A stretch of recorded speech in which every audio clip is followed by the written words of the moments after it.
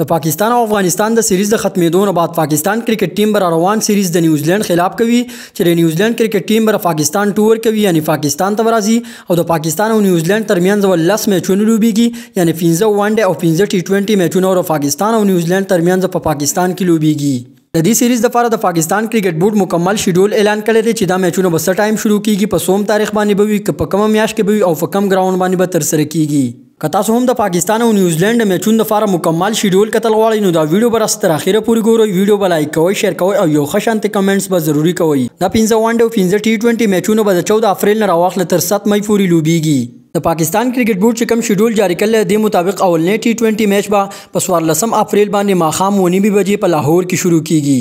دویم ټي 20 میچ به هم په لاهور کې په 15 اپریل باندې ماښام 9 بجې شروع کیږي او دریم ټي 20 میچ به هم په لاهور کې په 18 اپریل باندې ماښام 9 بجې شروع کیږي۔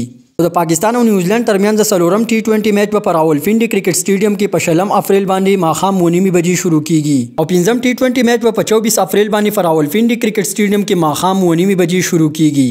د 15 ټي 20 میچونو مکمل کېدو نه بعد بیا 15 ون ډے میچونه لوبيږي چې اولنې ون ډے میچ په راولپنډي کرکټ سټیډیم کې په 26 اپریل باندې د ورځې 2:30 بجې شروع کیږي۔ دویم ون ډے میچ په نېشنل سټیډیم کراچۍ کې په 30 اپریل باندې د ورځې 2:30 بجې شروع کیږي او دریم ون ډے میچ په 3 مئی په نېشنل سټیډیم کراچۍ کې د ورځې 2:30 بجې شروع کیږي۔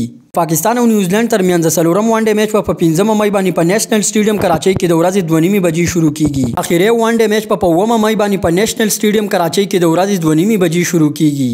نو دا د پاکستان او نیوزیلند ترمنځ سیریز لپاره مکمل شیډول۔